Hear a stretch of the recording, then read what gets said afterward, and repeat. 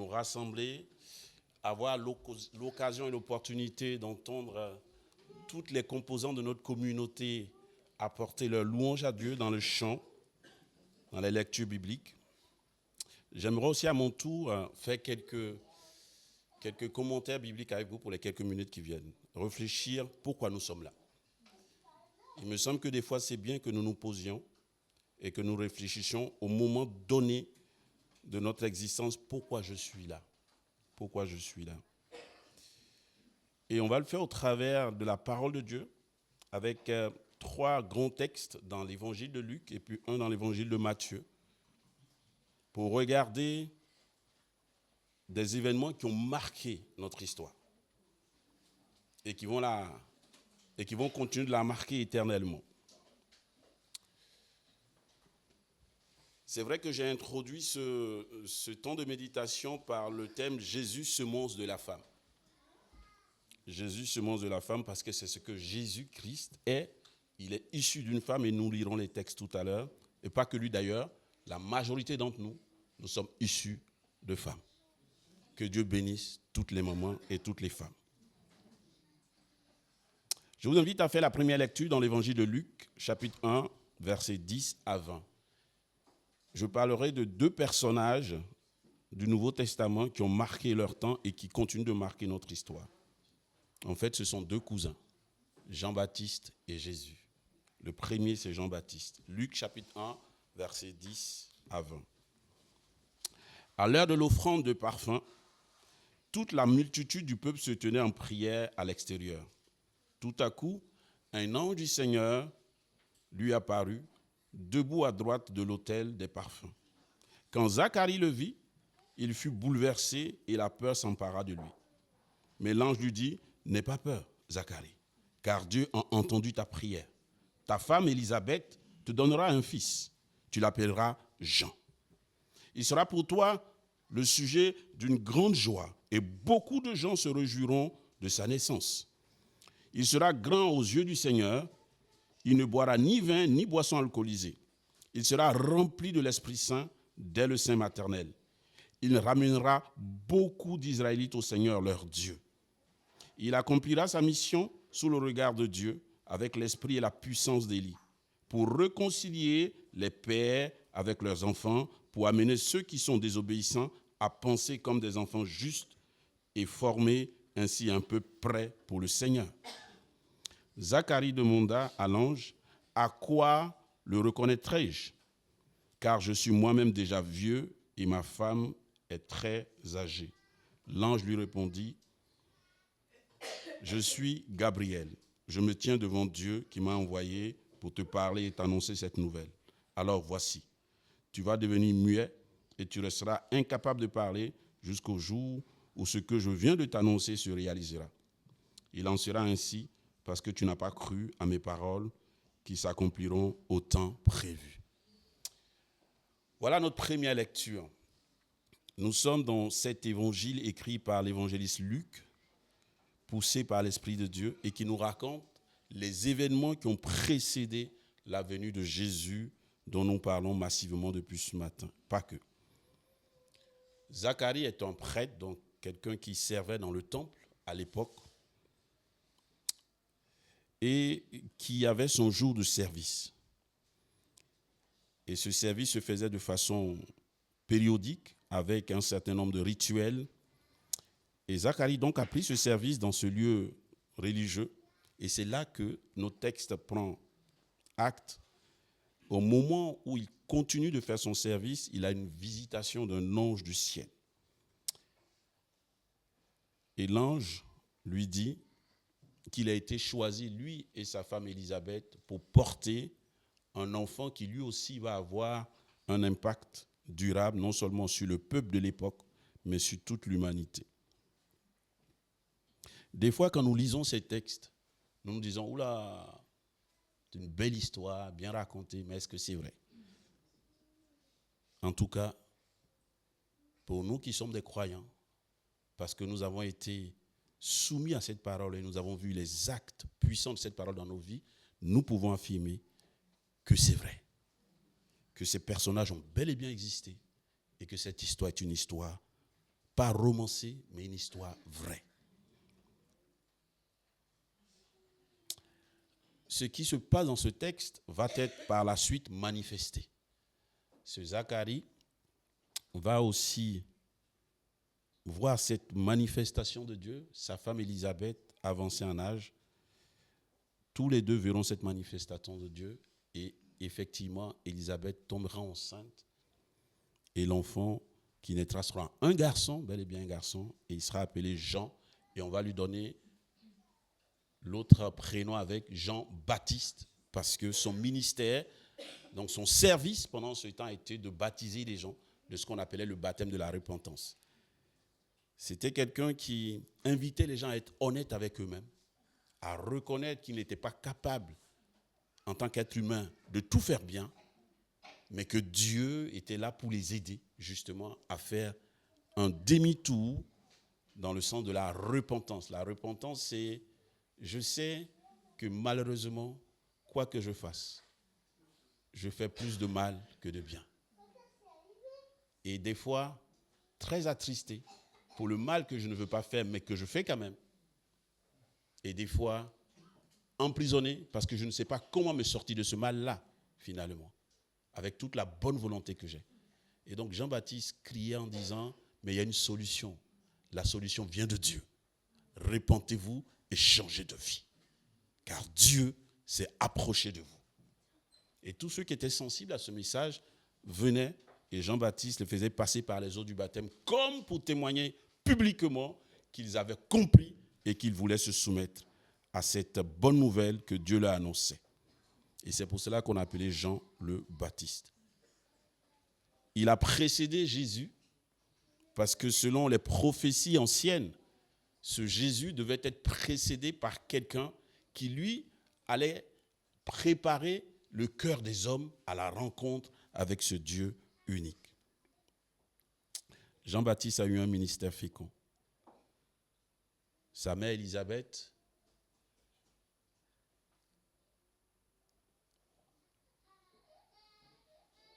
est une parente de Marie, la mère de Jésus. Jean-Baptiste et Jésus ont 6 mois entre eux de naissance. Ils sont nés 6 mois d'écart. Et je vous invite à lire le deuxième texte et je vous dirai tout à l'heure pourquoi je souhaite que nous méditons sur ces deux personnages. Nous lisons maintenant Luc chapitre 1, versets 26 à 28. 6 mois plus tard, Dieu envoya l'ange Gabriel. Vous avez bien compris, c'est le même ange qui était dans notre texte de tout à l'heure. 6 mois plus tard, Dieu envoya l'ange Gabriel dans une ville de Galilée appelée Nazareth, chez une jeune fille liée par fiançailles à un homme nommé Joseph, un descendant du roi David. Cette jeune fille s'appelait Marie.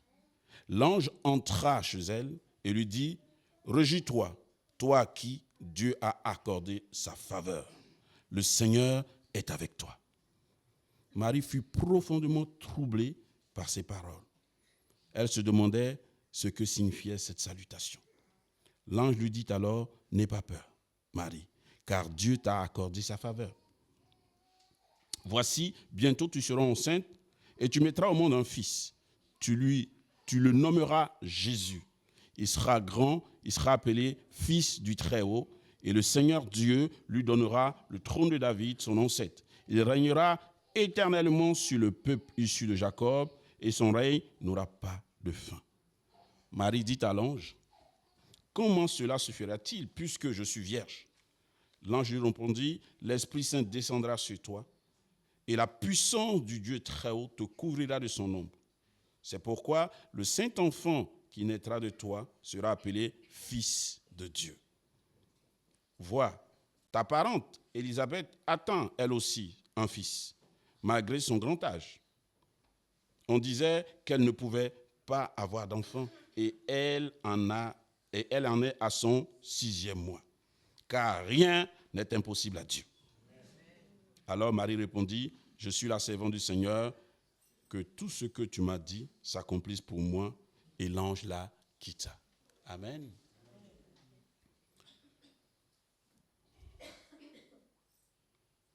On voit que dans le projet de Dieu, la famille est au cœur du projet de Dieu. dans la réflexion qui nous anime souvent, nous nous demandons, mais un Dieu fait homme, pour certains, ça n'a pas de sens, ça n'a pas de sens. Mais si, parce que Dieu, il est le créateur de la famille. L'être humain, en tout cas, selon la pensée biblique, est créature de Dieu. Et la première institution que Dieu établit dès après la création, c'est la famille. Et très tôt, cette famille va être attaquée dans le sens où Adam et Ève vont connaître une grande détresse. Alors que le texte de Genèse nous dit qu'ils étaient très liés, très amoureux, dans un projet tout beau, un esprit qu'on appelle le diable va s'introduire au milieu de cette belle union en détournant l'un des partenaires de la voie selon Dieu.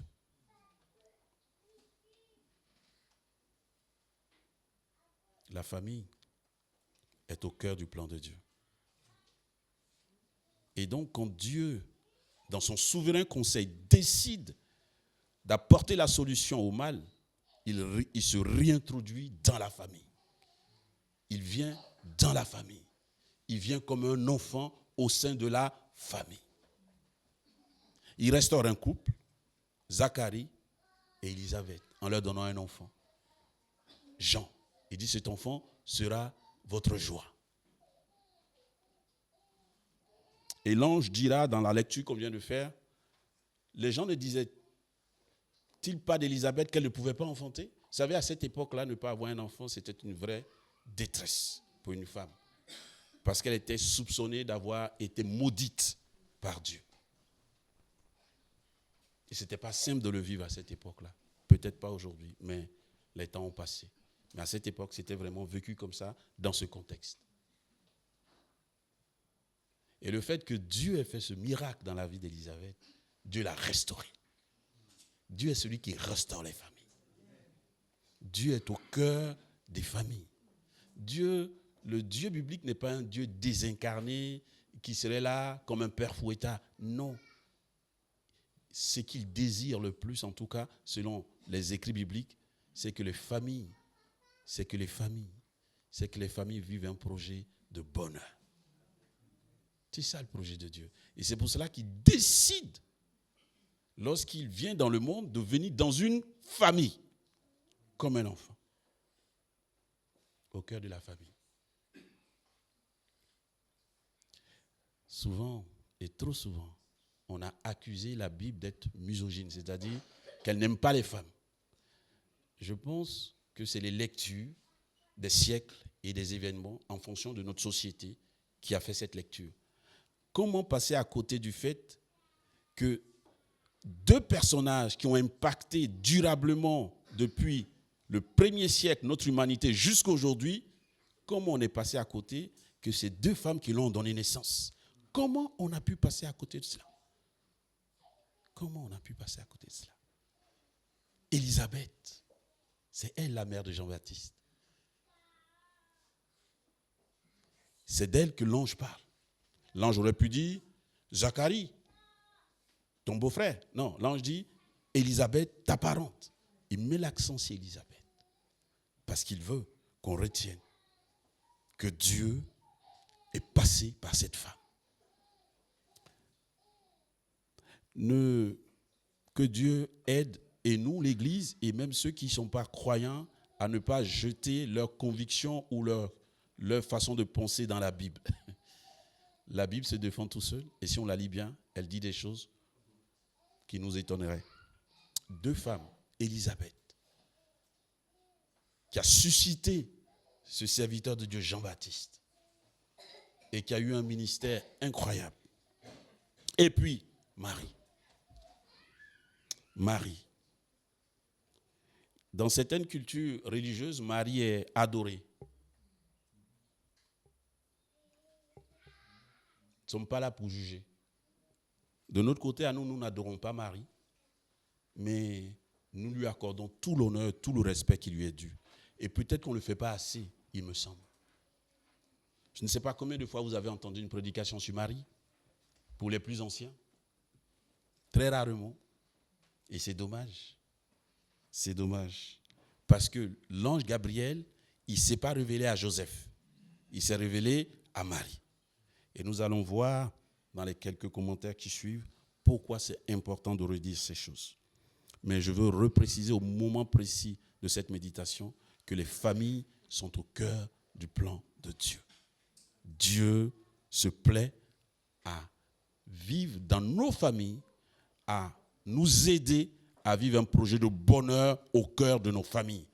C'est pour cela qu'il vient au cœur d'une famille comme un enfant. Vas-y, s'il te plaît. Je suis un peu gêné parce que je n'ai pas l'habitude d'être de ce côté. Donc, je vais quand même me déplacer avec un micro. Je vais faire des va-et-vient si ça vous dérange pas, parce que je vois que certains tordent les yeux pour me voir et ce n'est pas normal.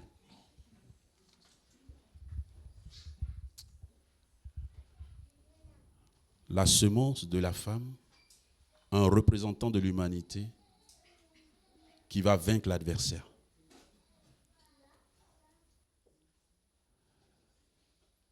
Nous, les croyants, quand nous lisons les textes bibliques, nous voyons que très tôt, ce n'est pas l'être humain lui-même qui s'est mis en porte-à-faux. C'est l'esprit du mal. Quand on dit, oula, ces chrétiens, ils sont toujours un peu dans... Vous savez, il n'y a pas que les chrétiens qui croient qu'il y a un monde dématérialisé. Il n'y a pas que les chrétiens qui croient qu'il y a un monde des esprits. Parce que c'est vrai que le monde des esprits, il existe. Parce que de toutes les façons, en tout cas dans notre conviction à nous, nous avons au moins deux entités dans notre être. Nous sommes de chair, donc nous avons un corps, mais nous avons une âme. Et nous sommes tous convaincus que lorsque nous mourons, c'est cette âme qui s'éteint. Après, les scientifiques font tous les débats qu'ils veulent, c'est le cœur, ce sont les neurones. Mais en tout cas, on sent qu'il y a quelque chose de vivant qui a quitté la personne. C'est ça qu'on appelle la mort. Et la Bible dit que ce quelque chose, ça s'appelle une âme vivante. Et que cette âme vivante retourne à Dieu. Donc, si nous sommes corps et esprit, ça veut dire que le monde des esprits, il existe. Et la Bible dit que très tôt, ce couple uni, Adam et Ève, ont été malheureusement impactés par cet esprit du mal qui s'appelle Satan, le diable, et qui a détourné Adam et Ève de leur belle aventure sous le regard de Dieu.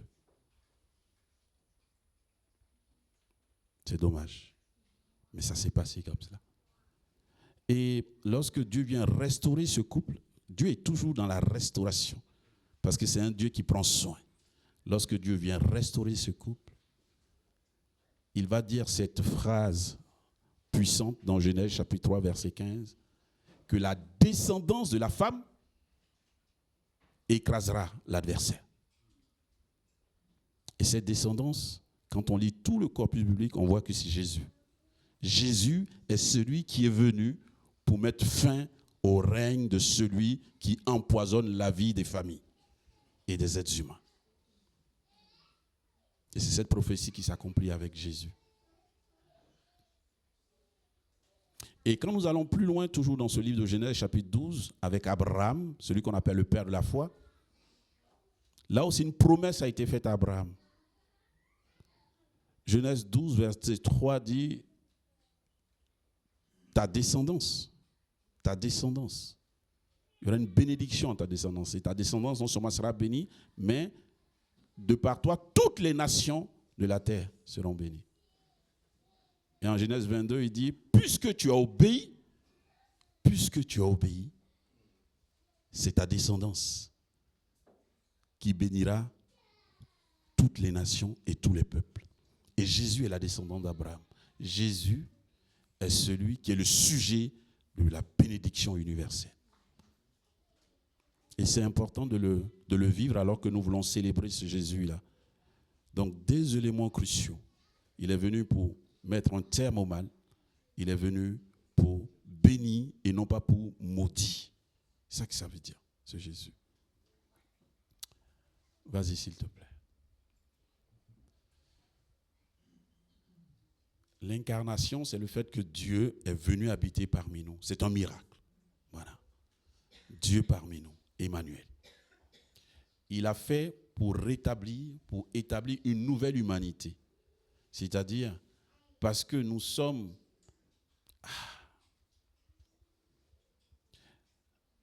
L'adage populaire dit que l'homme naît bon, mais c'est la société qui le rend mauvais. C'est pas ce que la Bible dit. La Bible dit que l'homme naît mauvais, c'est-à-dire foncièrement, nous naissons mauvais depuis la chute Adam et Ève. Nous avons plus une proportion à faire le mal qu'à faire le bien depuis que nous sommes les descendants d'Adam et Ève. Oui, la société peut amplifier le fait que nous fassions plus le mal, mais le mal, il est déjà en nous. Et c'est pour cela que certains psychologues, psychanalystes disent il y a un monstre qui sommeille en chacun de nous. Hein, c'est une autre expression pour dire qu'au fond de chacun de nous, il y a quelque chose de terrifiant des fois. Et c'est vrai. Et c'est vrai, ne serait-ce que dans nos pensées. Et donc l'incarnation, c'est le fait que Dieu vient habiter parmi nous pour démontrer en tant qu'être humain, né humain, mais avec cette double identité humaine et divine, que c'est possible que les êtres humains ne soient plus poussés, malgré eux, à faire le mal. C'est possible de vaincre le mal. C'est ça, l'incarnation. Dieu vient pour démontrer, en tant qu'être humain, que c'est possible de faire le bien. Que c'est possible de plus vivre en faisant le bien que de faire le mal. Et nous avons à le croire. C'est pour ça que Jésus a souvent dit à ses disciples, si vous ne croyez pas mes paroles, mais croyez au moins parce que vous voyez mes œuvres. Mes œuvres sont là devant vous. Depuis que je suis né, je n'ai fait de mal à personne. Et il aura cette phrase poignante, qui me convaincra de péché? Qui m'a vu faire une fois le mal à qui que ce soit? Qui m'a vu le faire? On dit, ouais, mais lui, c'était Dieu quand même. Oui, d'accord, mais il était aussi 100% humain. Et il a décidé, de par sa connexion avec Dieu son Père, de nous donner un modèle. C'est Jésus dont nous parlons, s'est incarné justement pour nous donner ce modèle-là, pour nous conduire en tant qu'humains à considérer que c'est possible de vivre dans le bien. Cette humanité nouvelle, nous pouvons la vivre à une condition. La condition, c'est que nous reconnaissions nous-mêmes que nous ne sommes pas capables de faire tout le temps le bien, que nous sommes déchus de cette pensée qui voudrait que l'homme, la femme est capable de faire 24 heures sur 24, 7 jours sur 7, 366 jours sur 366 jours, faire le bien. Non, ce n'est pas possible. Nous sommes plus propension à faire le mal que faire le bien. Il faut le reconnaître. Ça s'appelle la repentance. Accepter que je ne suis pas de nature à faire le bien. Et qu'il n'y a pas de solution. S'il y avait une solution, ça se saurait. Il n'y a pas de solution. Et notre humanité l'a bien prouvé que la solution n'existe pas. Nous avons vécu 2 guerres mondiales et nous sommes à l'orée, semble-t-il, d'après certains, de quelque chose qui nous pend sur la tête. Et nous prions que ça n'arrive pas. Malgré cette modernité, malgré tout le développement humain que nous avons eu depuis ces décennies, on est capable du pire encore aujourd'hui. On est capable du pire.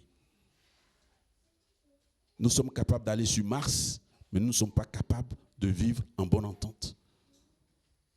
Nous sommes capables de faire des progrès dans plein de domaines, mais nous sommes capables aussi de jeter une bombe sur le voisin d'à côté. Et d'en recevoir une en retour. Et ça ne s'arrête pas. Quels que soient les messages à la paix, on n'entend pas. Mais là encore, c'est très loin. Mais nous sommes capables, nous-mêmes, au cœur de nos familles, de nous faire du mal. Alors que nous sommes partis sur l'hypothèse que nous nous aimons. Comment se fait-il que nous, qui disons nous aimer, nous sommes capables de faire le mal à l'autre? Voilà toute notre tragédie. Et cette tragédie-là, Il n'y a pas de solution, il n'y a qu'une seule. Et c'est le deuxième mouvement, d'accepter que finalement la solution vient de Dieu lui-même. Et que c'est en Jésus-Christ, en le recevant dans notre cœur, qui nous donne cette humanité nouvelle. Et à nouveau, il nous rend capables de faire plus le bien que le mal. C'est de ça qu'il s'agit quand on parle de l'incarnation. Vas-y, s'il te plaît. Il est venu pour nous montrer le chemin. C'est Emmanuel, le Fils qui a été annoncé selon cette prophétie très ancienne, Ésaïe 7. Dieu avec nous. Dieu s'invite dans notre quotidien. Dieu ne s'invite pas que les dimanches quand nous venons à l'église. Il est dans notre quotidien, il est dans nos 24 heures de journée, il est dans nos 7 jours de semaine. Il s'invite parmi nous. Il s'invite chez toi. Il veut faire chemin avec toi parce qu'il t'aime. Parce qu'il veut t'accompagner, parce qu'il veut te montrer la voie du bien. Il est disponible en tout cas. Ça, c'est ce texte ancien qui nous parle justement des ténèbres. Ces ténèbres, c'est l'obscurité, c'est le mal qui nous envahit, qui nous dépasse, qui nous surcharge. On appelle ça les faits divers. Un monsieur, semble-t-il, qui aime sa femme, le lendemain, il s'est levé, il a poignardé ses enfants, il s'est tué. Faits divers. C'est plus des faits divers parce que ça arrive trop souvent dans notre société, trop souvent. Nous sommes dans les ténèbres, englués dans le mal qui nous enveloppe si facilement. Mais la bonne nouvelle, c'est qu'un fils nous est donné. Il est venu pour nous donner, de changer les choses. Une rencontre qui change la vie. Une personne, quand elle vous rencontre, elle change le tournant de votre vie et pour de bon. Mais il faut l'accepter, il faut le croire, et c'est vrai. C'est pour ça que l'ange, dans les 2 lectures que nous avons faites, à chaque fois, il dit à Zacharie et à Marie, il faut croire. Il faut croire. Il faut avoir confiance. Vas-y, s'il te plaît. Ce texte nous parle d'un autre personnage au cœur d'une famille, toujours de Jésus, mais de son père adoptif, Joseph. Vous voyez, on est au cœur des familles. Joseph. Joseph qui était fiancé à Marie et qui, à cause de ce miracle qu'on appelle l'Immaculée Conception, mais nous ne croyons pas à l'Immaculée Conception. L'Immaculée Conception, c'est l'idée que Marie, elle est née sans péché. En tout cas, nous ne voyons pas de texte qui le dit. Ok? Mais ce dont nous parlons, nous, c'est la naissance virginale de Jésus. Le fait que Marie n'ait pas connu d'homme, mais qu'elle soit tombée enceinte, c'est une action du Saint-Esprit. Et Joseph, son fiancé, était un peu étonné que sa fiancée soit enceinte alors qu'ils n'étaient pas mariés, qu'ils n'avaient pas eu de relation sexuelle. Et le texte dit qu'il a voulu discrètement rompre les fiançailles pour que Marie n'ait pas trop de honte et de peine, parce que si ça se savait, dans cette société-là, une femme qui n'est pas mariée et qui tombe enceinte, c'est pas juste qu'elle va avoir la honte de sa vie, c'est qu'on va la lapider à mort. C'était ça. Et c'était terrible. Et Joseph ne voulait pas ça pour Marie. Et donc, discrètement, il va se mettre en tête de faire les choses de façon discrète pour que ça ne se sache pas, mais qu'il rompe les fiançailles. Et là, lui aussi va être visité par un ange qui va lui parler. Et l'ange va dire à Joseph, ce qui se passe, c'est Jésus, le Fils de Dieu qui va rentrer dans le monde. Et ce qui se passe avec ta fiancée, c'est normal, c'est Dieu qui le fait. Toi, tu seras le père adoptif de cet enfant. Et depuis ce moment, Joseph l'a accepté et il a été un père aimant pour Jésus. Et Jésus le considère comme son père. Et Jésus a vécu avec Joseph et Marie à Nazareth. C'est pour ça qu'on l'appelle fils de charpentier, parce que Joseph était charpentier. Joseph est le modèle de ceux qui veulent obéir à Dieu, qui entendent la voix de Dieu et qui marchent avec Dieu. Et nous sommes là encore au cœur de la famille. Un père aimant qui va prendre des risques pour protéger sa femme et son fils qui vient de naître, qui va même les soustraire d'un massacre. Alors qu'il y a une loi qui a été prise pour tuer tous les enfants de 0 à 2 ans parce qu'un certain roi a peur de ce que ce Jésus va devenir. Et c'est Joseph qui prend Marie et Jésus et qui les envoie en Égypte pour les mettre en sécurité. Et c'est Joseph qui plus tard reviendra avec eux et qui prendra soin d'eux. On est au cœur des familles, les amis. Je ne sais pas, mais ce temps est un temps pour les familles. Dieu, parmi nous, Dieu vient au cœur des familles. Vous savez, dans notre culture française, Noël, c'est le moment où les familles se rassemblent, n'est-ce pas? On ne s'est pas vu pendant 12 mois et c'est le bon moment où les petits-enfants...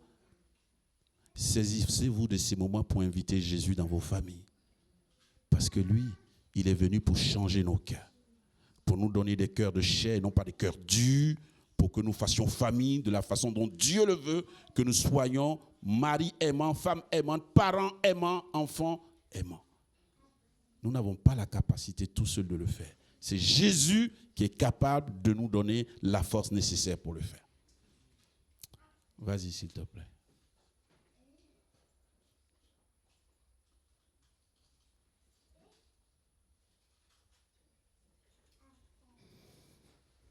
Et nous arrivons à la fin de cette méditation. En effet, Dieu n'a pas envoyé son Fils dans le monde pour condamner le monde. Dieu n'est pas dans un projet de condamnation actuellement. Il est plus dans un projet de grâce.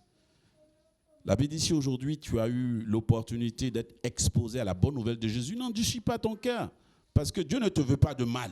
Dieu, il te veut du bien et il a envoyé son Fils Jésus pour justement t'accompagner dans ce projet de bonheur. Déjà pour ici, mais pour après aussi. Puisque la Bible dit, il est donné à l'homme de mourir une seule fois. Et après quoi vient le jugement. Il y a un sage intellectuel français qui a dit, mieux vaut croire en Dieu plutôt que de ne pas croire. Il dit, si tu crois que tu meurs, que tu vas et qu'il n'est pas là, tu n'auras rien perdu. Mais si tu ne crois pas et que tu meurs et qu'effectivement il existe, tu auras tout perdu. Mais nous, on sait qu'il existe. Nous, on sait que c'est vrai. Nous, on sait qu'il y a deux chemins. Le chemin de la vie et le chemin de la perdition. Mais c'est aujourd'hui le jour du salut. C'est aujourd'hui qu'il faut considérer l'état de ta vie et de te dire, non seulement Dieu veut m'aider à avoir un bonheur. Le bonheur n'est pas l'idée que tout va aller bien. C'est faux. Le bonheur, c'est d'abord une paix du cœur qui, même dans les épreuves, vous donne d'être porté par quelque chose qui vous dépasse. On a défini le bonheur comme l'acquisition de biens matériels. Si c'était cela, je me demande pourquoi des riches se suicident alors qu'ils ont tout. Si c'était ça le bonheur, pourquoi des riches se suicident? Ça pose quand même une question. Donc le bonheur n'est pas l'acquisition de biens matériels. Le bonheur, c'est d'abord la paix du cœur. Et il n'y a que Dieu qui la donne. C'est Dieu qui est la vraie paix, c'est Jésus qui est la vraie paix. C'est ça qu'il veut te donner en premier. Et ensuite, t'aider à faire famille, à marcher dans ses voies. Que Dieu nous aide. Ce matin, ce que j'ai voulu méditer avec vous, pêle-mêle, c'était de voir que deux enfants devenus adultes, Jean-Baptiste et Jésus, ont impacté leur famille, mais ont impacté le monde de par la mission que Dieu leur a confiée. Et Jésus dont nous parlons aujourd'hui, il est venu comme l'un d'entre nous, il a vécu parmi nous, il est au cœur d'une famille, il a fait du bien à sa mère et à son père, mais au-delà d'eux, il a fait du bien à toute l'humanité. La Bible dit que Dieu a tant aimé le monde qu'il a donné son Fils unique, afin que quiconque croit en lui ne périsse pas, mais qu'il ait la vie éternelle. Nous sommes le 22 décembre. Il nous reste à peine 9 jours pour que nous clôturons l'année. Prends le temps de regarder l'état de ta famille. Invite Jésus dans l'état de ta famille. Dis à Jésus, aide-moi. Tu m'as donné une famille. Je veux que cette famille vive le bonheur. Tu m'as donné une famille. S'il y a des choses brisées, je veux qu'elles soient retrouvées, restaurées. J'ai appris qu'il n'y a que toi, ceux qui le fais. Aide-moi à restaurer ces choses. Si c'est moi qui suis le problème, aide-moi. Comme on l'a vu. Pour que moi, je devienne une solution. Et c'est possible. Puisque Jésus s'est incarné pour nous montrer le chemin. Amen. Que Dieu nous bénisse ensemble. Que sa parole et sa présence nous fassent du bien. Que nous puissions considérer qu'en ce temps de Noël, ce temps de famille, Dieu parmi nous, Emmanuel, Dieu s'invite dans nos familles pour les transformer en lieu de bonheur et non de malheur. Amen.